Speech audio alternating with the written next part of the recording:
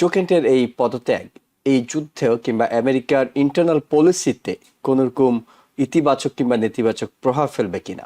আমরা এত রিস্ক এত লস কেন নিচ্ছি, কার সাথে নিচ্ছি, এই জিনিসগুলো কিন্তু জো ক্যান্টের এই লেটারের মধ্যে কিন্তু পরিষ্কার হয়ে গিয়েছে যে একটা রাষ্ট্র আমাদেরকে প্রেসার করছে, একটা রাষ্ট্র আমাদের জন্য ইমিনেন্ট থ্রেট না হওয়ার পরেও আমরা আরেকজন রাষ্ট্রের প্ররোচনায় আমরা এই যুদ্ধ করছি। এই যুদ্ধে হরমুজকে আমেরিকা নিয়ন্ত্রণ কিংবা ইরানের নিয়ন্ত্রণের বাইরে নিয়ে আসা আমেরিকা কতটা সম্ভব হবে সেটি। ওনার ওই গ্যামলিং এর একটা ব্যাপার আছে এবং সে তার মনের মধ্যে আছে। আমেরিকার কাউন্টার টেররিজম পরিচালক জো কেন্ট তিনি পদত্যাগ করেছেন এবং সোশ্যাল মিডিয়ায় সেটির কারণ তিনি বলেছেন যে ইরানকে তিনি হুমকি মনে করছেন। অন্যদিকে প্রেসিডেন্ট বলছেন ও দুর্বল মানসিকতার মানুষ, পদত্যাগ করেছে, ভালো হয়েছে। জো কেন্টের এই পদত্যাগ এই যুদ্ধেও কিংবা আমেরিকার ইন্টারনাল পলিসিতে কোন রকম ইতিবাচক কিংবা নেতিবাচক প্রভাব ফেলবে কিনা? ধন্যবাদ, খুবই যুক্তিযুক্ত প্রশ্ন। এই প্রশ্নটা জো কেন্টের যে তার যে ভাষ্য এবং তার রিজাইনের যে কারণগুলো তিনি উল্লেখ করেছেন, এটা কিন্তু আমাদের অনেক আগেই প্রেডিকশন ছিল যে আমরা সন্দেহ করছিলাম যে আসলে আমেরিকা কি ইসরায়েলের যুদ্ধে করছে কিনা, ইসরায়েল আমেরিকাকে নিয়ে গিয়ে ওখানে যুদ্ধ করাচ্ছে কিনা, আমরা কি ইসরায়েলের ফাঁদে পড়লাম কিনা, আমরা ইসরায়েলকে এতভাবে কেন হেল্প করছি, ইরান কি আমাদের জন্য ইমিনেন্ট থ্রেট কিনা। আমাদের পররাষ্ট্রমন্ত্রী বলেছিলেন যে ইরান আমাদের জন্য একটা ইমিনেন্ট থ্রেট, আবার তিনি বলেছিলেন ইসরায়েল যদি ইরানকে আক্রমণ করে তাহলে ইরান আমাদেরকে আক্রমণ করতে পারে। এই ইমিনেন্ট থ্রেটের কথা চিন্তা করে আমরা এই প্রিএমপ্টিভ অ্যাকশনে গিয়েছিলাম গতবার, এবং এবার যুদ্ধে আমরা জড়ালাম এবং ইসরায়েলে আমরা আমাদের সৈন্য সহ সব ধরনের সমরাস্ত্র আমরা সেখানে জড়ো করলাম এবং ইসরায়েলের সাথে একীভূতভাবে আমরা আক্রমণ করলাম। এই কথাগুলো নিয়ে কিন্তু আমেরিকার ঘরোয়া রাজনীতির মধ্যে কিন্তু অনেক দোল চালান হচ্ছিল এবং এটা নিয়ে অনেক ডিবেট হচ্ছিল। আপনি দেখেছেন বড় বড় মিডিয়াগুলোর মধ্যে এগুলো পর্যন্ত আলোচনা হচ্ছিল এবং আমেরিকানদের মধ্যে এটা নিয়ে স্পষ্ট একটা বিভক্তিও ছিল যে আসলে এটা আমেরিকা কি আমেরিকার সাথে যুদ্ধ করছে নাকি আমেরিকা অন্য কোন দেশের সাথে এই যুদ্ধটা করছে। এই যে কথাগুলো, এই যে আমাদের মধ্যে সন্দেহ, এই সন্দেহগুলোকে কিছুটা কিন্তু পরিষ্কার করে দিল জো কেন্টের এই রেজিগনেশন এবং রেজিগনেশনের কারণগুলো। তিনি কাউন্টার টেরোরিজমের প্রধান ডাইরেক্টর ছিলেন এবং তিনি তার রেজিগনেশনের যে কথাগুলো উল্লেখ করেছেন তার মধ্যে খুবই গুরুত্বপূর্ণ যেটা তিনি বলেছেন যে এক হচ্ছে ইরান আমেরিকার জন্য ইমিনেন্ট কোনো থ্রেট ছিল না, যেটা আমাদের পররাষ্ট্রমন্ত্রীর কথাকে সম্পূর্ণভাবে নাকচ করে, কারণ আমাদের পররাষ্ট্রমন্ত্রী আমাদেরকে বলেছিলেন যে ইরান আসলে আমাদের জন্য একটা ইমিনেন্ট থ্রেট। দ্বিতীয়, তিনি আরো গুরুত্বপূর্ণ কথা বলেছিলেন যে ইসরায়েল উনার লেখাতে এসছে যে ইসরায়েল প্রেসারাইজ করেছিল আমেরিকাকে এই যুদ্ধে অবতীর্ণ হওয়ার জন্য। এই প্রেসার শব্দটা আমাদেরকে এখন বুঝাতে আমাদের পরিষ্কার করছে যে এক রাষ্ট্র আরেক রাষ্ট্রকে কিভাবে প্রেসার করতে পারে একটি যুদ্ধে অবতীর্ণ হওয়ার জন্য, যে যুদ্ধে আমাদের কোনো স্বার্থ নাই, যে যুদ্ধে আমাদের কোনো লাভ নেই। আমরা আসলে কার সাথে কার লাভে এই যুদ্ধ করছে, যখন আমাদের দেশেরই ঘরোয়া আপনি দেখেছেন যে গ্রসারির দাম বেড়ে যাচ্ছে, রাস্তাঘাট পর্যন্ত ঠিক মতো রিপেয়ার করা হচ্ছে না, অনেক ইনফ্রাস্ট্রাকচার ডেভেলপমেন্টের আমাদের প্রয়োজন রয়েছে। আমাদের বাচ্চাদের যে স্কুলে যে সহযোগিতা, সেই সহযোগিতার বাজেট কমিয়ে দেওয়া হচ্ছে, যেটা নিয়ে কোর্টের মধ্যে একটা রুলিং হয়েছে, কোর্ট সেটা বন্ধ করে সেই তার এগেনস্টে একটা রায় দিয়েছে। তো আমাদের যখন ঘরোয়াতে এত প্রবলেম, আপনি জানেন যে প্রত্যেক বছর এই দেশের মধ্যে শুধুমাত্র সুচিকিৎসার অভাবে প্রায় ৬৮,০০০ মানুষ মারা যায়। তো আমাদের দেশেই যখন এত মানুষ মারা যাচ্ছে সুচিকিৎসার অভাবে, আমাদের শিশুরা যখন এনাফ স্কুলে সাপোর্ট পাচ্ছে না, তখন আসলে এত অর্থ খরচ করে যে যুদ্ধে প্রতিদিন প্রায় $2 বিলিয়ন বা তার ততোধিক আমরা খরচ করছি, তার পাশাপাশি আমাদের আমেরিকান সন্তানরা সেখানে মরছে, আমাদের প্রায় 200-র মতো আমেরিকান সোলজার বিভিন্নভাবে আহত হয়েছে, আমাদের যে গ্রেট অ্যালাই রয়েছে ওইখানে ওই অঞ্চলে গালফ স্টেট ভুক্ত রাষ্ট্রগুলো যারা আমাদের দীর্ঘদিনের বন্ধু, তাদের ইনফ্রাস্ট্রাকচারে আক্রমণ হচ্ছে, আমেরিকান এম্বাসিতে ইরাকে আক্রমণ করা হয়েছে এবং আমেরিকান অন্যান্য ইন্টারেস্ট এবং আমেরিকান কোম্পানিগুলোর ইন্টারেস্টে আক্রমণ করা হয়েছে। তাহলে আসলে আমরা এত রিস্ক এত লস কেন নিচ্ছি, কার সাথে নিচ্ছি, এই জিনিসগুলো কিন্তু জো ক্যান্টের এই লেটারের মধ্যে কিন্তু পরিষ্কার হয়ে গিয়েছে যে একটা রাষ্ট্র আমাদেরকে প্রেসার করছে, একটা রাষ্ট্র আমাদের জন্য ইমিনেন্ট থ্রেট না হওয়ার পরেও আমরা আরেকজন রাষ্ট্রের প্ররোচনায় আমরা এই যুদ্ধ করছি। এবং নট অনলি দ্যাট, তিনি এই কথা বলেছেন যে ইরাক যুদ্ধটা যে আমরা করেছিলাম সেটা ছিল ম্যানুফ্যাকচারার ছিল হচ্ছে ইসরায়েল, এবং ইসরায়েলের ম্যানুফ্যাকচার ওই যুদ্ধে আমরা আসলে গিয়ে যুদ্ধ করেছি এবং তাতে আমরা আসলে কি পেয়েছি। এর মধ্যে দিয়ে যেটা হয়েছে যে বিশ্ব আমাদের অনেক পশ্চিমা দেশগুলোকে মিথ্যাবাদী হিসেবে জেনেছে।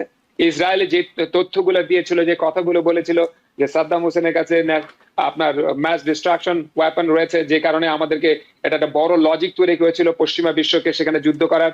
উনি পরিষ্কারভাবে বলে দিয়েছেন যে এটা আসলে একটা ম্যানুফ্যাকচার ছিল, একটা ওয়ার, এবং এই ওয়ারের ম্যানুফ্যাকচার কে ছিল সেই দেশের কথাও তিনি বলে দিয়েছেন। তাহলে আমরা একটা রাষ্ট্রের জন্য আমরা কত স্বার্থ জলাঞ্জলি দিব। এবং আপনি দেখেছেন যে এই যুদ্ধ নিয়ে ইতিমধ্যে ইউরোপের মধ্যেও একটা বড় বিভক্তি হয়ে গেছে। জি, আমরা মেজরিটি আমরা ইউরোপিয়ান সেখানে কান্ট্রি। আসবো, আমরা ইউরোপের প্রসঙ্গটিতে আসবো, কিন্তু আমি জানতে চাচ্ছি জোকেন্ট পদত্যাগ করেছেন, প্রেসিডেন্ট বলেছেন ভালো হয়েছে, আপনি আচ্ছা, প্রেক্ষাপটগুলো প্রেসিডেন্ট, তুলে ধরলেন। হ্যাঁ, এই জিনিসটা হচ্ছে এরকম যে আমাদের প্রেসিডেন্ট তো ভালো হবে এই কথাটা বলবেন, কারণ ওনার সাথে যদি কেউ না থাকে তাহলে উনি এমন একটা কথা বলবেন যাতে আমেরিকানরা এবং আমেরিকান মিডিয়া যেন এটাকে প্রচার করে এবং প্রেসিডেন্টকে যেন এটা ন্যায্যতা দান করে। উনি অনেক সময় চাইল্ডিশ এর মতো কথা বলেন, উনি অনেক সময় ফান করে কথা বলেন, যেমন এই যুদ্ধের একটা অংশকে উনি ফান বলেছেন। তো উনার কথাবার্তা এরকমই, আপনি তার পক্ষে থাকবেন তিনি হাইলি আপনাকে প্রশংসা করবে, আপনি তার পক্ষে থাকবেন না তাহলে তিনি আপনাকে ভৎসনা করবেন এবং বলবেন যে না ভালো করেছেন, যেটা আমরা দেখি যে ফেড চেয়ারম্যানকে নিয়েও উনি এই ধরনের অনেক কথাবার্তা বলছেন। তো এখন প্রেসিডেন্টকে তো একটা লজিক দাঁড় করাতেই হবে, কারণ আমরা তো সবাই তাকিয়ে আছি এই যুদ্ধ কখন শেষ হবে। প্রতিদিন আমাদের প্রেসিডেন্ট কি টুইট করছেন, কি বলছেন, এগুলোর উপরে আমরা প্রতিদিন অ্যাসেস করি যে যুদ্ধটা কোন দিকে যাচ্ছে, কোন মোড় নিচ্ছে। এই কারণে উনার যেটা বলার, উনি ছেলে মানুষের মতো সে কথা উনি বলবেন যে উনি চলে গেছেন আমাদের জন্য ভালো হয়েছে। কিন্তু এত বড় একটা পদাধিকার ক্ষমতা সম্পন্ন একটা মানুষ যে চলে গেল এবং এই যে তথ্যগুলো ফাঁস করে দিলেন বা এই যে সত্য কথাগুলো বললেন, এর মধ্যে দিয়ে তো আমেরিকানরা এটা অন্ততপক্ষে পরিষ্কার হলো যে এই যুদ্ধটা আসলে আমাদের স্বার্থে আমরা করছি না, এবং যে দেশের বিরুদ্ধে আমরা যুদ্ধ করছি সেই দেশ আমাদের জন্য ইমিনেন্ট কোনো থ্রেট ছিল না। আমাদের প্রেসিডেন্ট বেশ কয়েকবারই তার বক্তব্যে যুদ্ধে এর মধ্যেই আমেরিকা জিতে গেছে এই দাবিটি তিনি করেছেন, এবং পুরোপুরি শতভাগ দাবি হয়তো তিনি প্রতিষ্ঠা করেই ফেলতেন এতদিনে যদি না হরমুজ প্রণালী নিয়ে কিছুটা হিমশিম খেতে না হতো। কিন্তু তিনি এখনো আত্মবিশ্বাসী যে হরমুজ প্রণালী আমেরিকা নিজের যোগ্যতাতেই খুলে দেবে, এবং এই খুলে দেওয়ার বিষয়টি নিয়ে তিনি অন্য কারো সহযোগিতা নিতেও আপাতত নারাজ। তিনি ভাবছেন যে হরমুজে আমাদের আত্মনিয়ন্ত্রণ প্রতিষ্ঠা করা যাবে। আপনার কাছে কি মনে হয় এটা আসলে কতটা চ্যালেঞ্জের হবে এই যুদ্ধে হরমুজকে আমেরিকা নিয়ন্ত্রণ কিংবা ইরানের নিয়ন্ত্রণের বাইরে নিয়ে আসা, আমেরিকা কতটা সম্ভব হবে সেটি? আমাদের মাননীয় প্রেসিডেন্টের কথা যদি আমাদের বিশ্বাস করতে হয় তাহলে আমাদের বিশ্বাস প্রতি মুহূর্তে চেঞ্জ করতে হবে। বুঝতে পেরেছেন হোয়াট আই এম সেইং? ওনার কথাগুলোকে আমরা যদি পুরো বিশ্বাস করি, হ্যাঁ, তাহলে আমাদের এই বিশ্বাসকে বারবার ভাঙতে হবে। একবার উনি বললেন উনি উইন করে গেছেন ইত্যাদি বিভিন্ন কথা বলে থাকেন, পরবর্তী পর্যায়ে আবার চেঞ্জ করে ফেলেন। আমরা দেখেছি যে জুন মাসে উনি যখন আক্রমণ করেছিলেন সেটাও কিন্তু ইসরায়েলের প্ররোচনায় উনি ইরানকে আক্রমণ করেছিলেন 12 দিনের যুদ্ধে। তখন উনি বলেছিলেন যে একদম অবলিটারেট করে দিয়ে, that's the word he used, obliterate মানে ফিনিশ, নিউক্লিয়ার ইনস্টলেশনস গুলো উনি অবলিটারেট করে দিয়েছেন। তো আমরা তো ওই ইংরেজি শব্দের অর্থ জানি, তার মানে যে ওই নিউক্লিয়ার ফ্যাসিলিটি এখন আবার চ্যালেঞ্জ হয়ে দাঁড়ালো অবলিটারেট করার পরে। এটা কিভাবে আবার একটা চ্যালেঞ্জ, আবার আর একটা যুদ্ধ করতে হবে। কাজে ওনার কথা বিশ্বাস করার আগে আমাদেরকে অনেক চিন্তা করে, অনেক মানে বিচার বিবেচনা করে তার কথাকে আমাদের বিচার করতে হবে, মানে সেটা আমরা গ্রহণ করব কি না করব।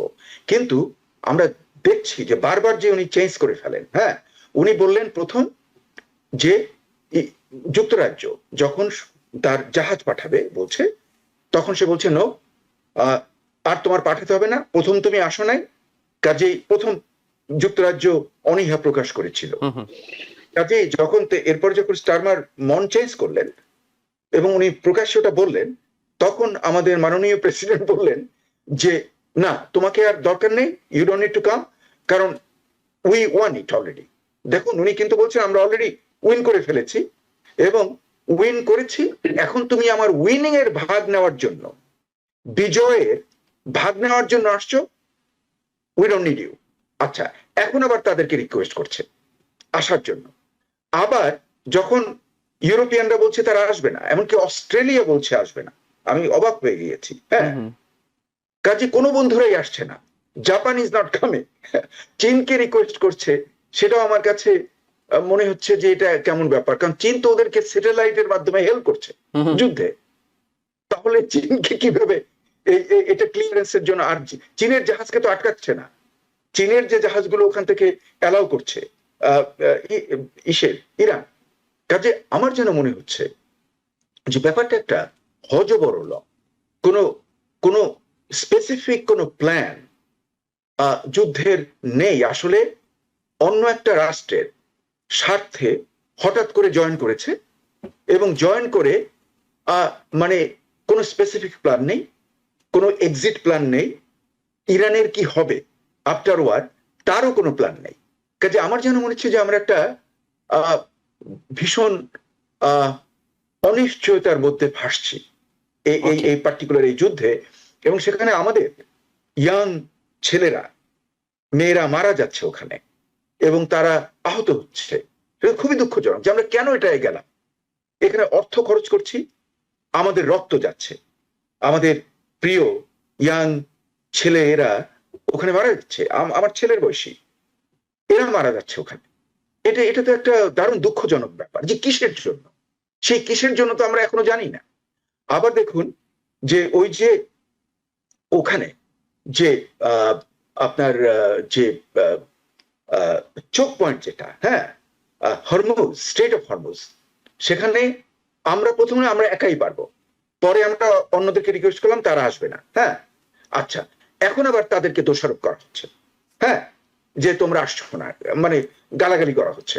সে তো মানে কথা মানে ডাবল, মানে অলওয়েজ তার সেন্টেন্সে একদিক দিয়ে বলে সে ভালো মানুষ আবার খারাপ, হ্যাঁ, একটা মিক্সড জিনিস বলে, মানে যেদিকেই যায়। হ্যাঁ, এগুলো হচ্ছে কি ওই যে মানে আমাদের মাননীয় প্রেসিডেন্ট উনি কিন্তু ক্যাসিনো ব্যবসা করতেন। হ্যাঁ, ক্যাসিনো ব্যবসাতে কিন্তু মানে দুদিকেই ঠিক রাখতে হয়, মানে যাতে মিডিয়াম দিকে বাজি যখন ধরে, হ্যাঁ, তখন কতটা অডস হবে, হ্যাঁ, ওই অডস এর উপরে কিন্তু বাজি ধরে মানুষ। হ্যাঁ, তারপর এদিকে গেল আছি, ওদিকে গেল, এইভাবে একটা সিদ্ধান্ত নেয়। ওকে, তার কাছে ওনার ওই গ্যামলিং এর একটা ব্যাপার আছে এবং সে তার মনের মধ্যে আছে। এই জন্যই উনি এক নেতাকে একবার খারাপ বলেন, একবার ভালো বলেন। কিন্তু আমরা দেখলাম যে ইউরোপিয়ানরা তারা কিন্তু কেউই আসছে না। জার্মানি কিন্তু আজকে ক্লিয়ার বলে দিয়েছে যে দে আর নট গোয়িং দেয়ার।